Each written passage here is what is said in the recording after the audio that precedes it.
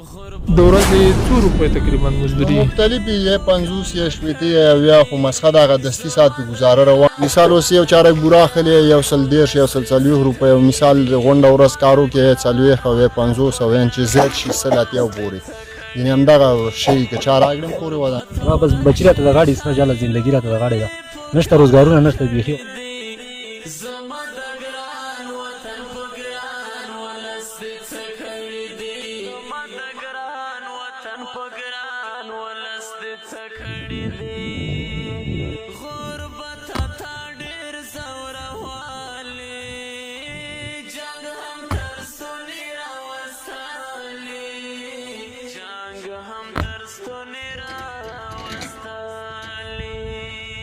السلام علیکم ورحمت الله وبرکاتو.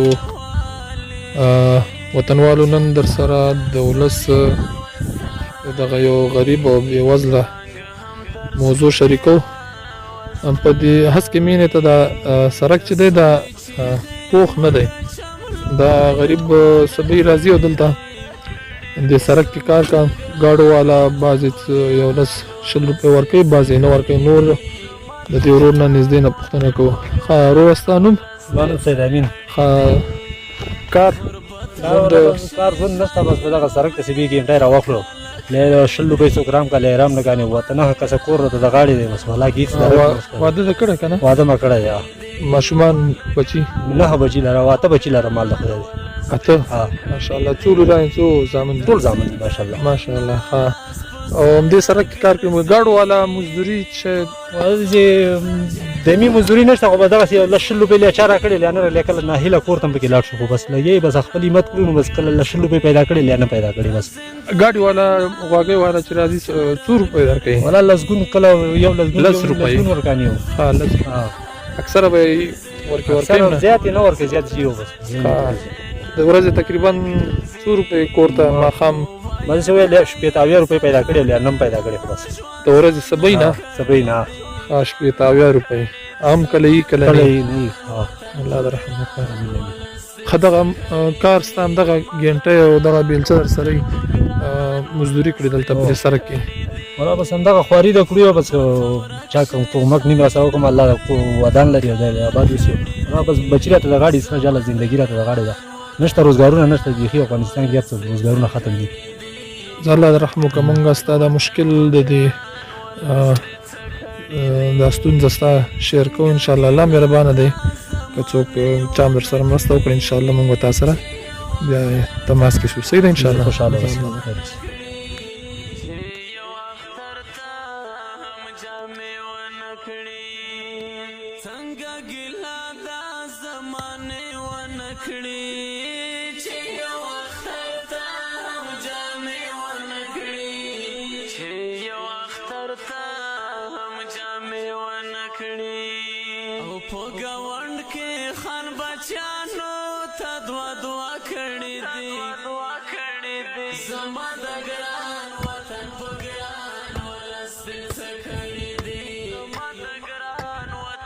السلام علیکم.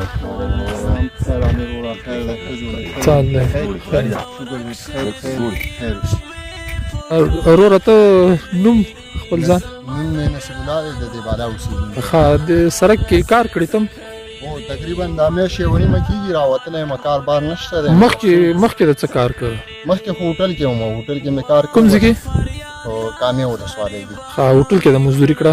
هوټل کې مې مزدوري کوله خو اوس کارونه دغسې شونو بس د هغې د خاطره راوتلی یم اوس دلته دا سړک دی بس همه سړک دی دا جوړو بس که چا ته شی راکړم کور ودان کرایه نه کړم کور ودان.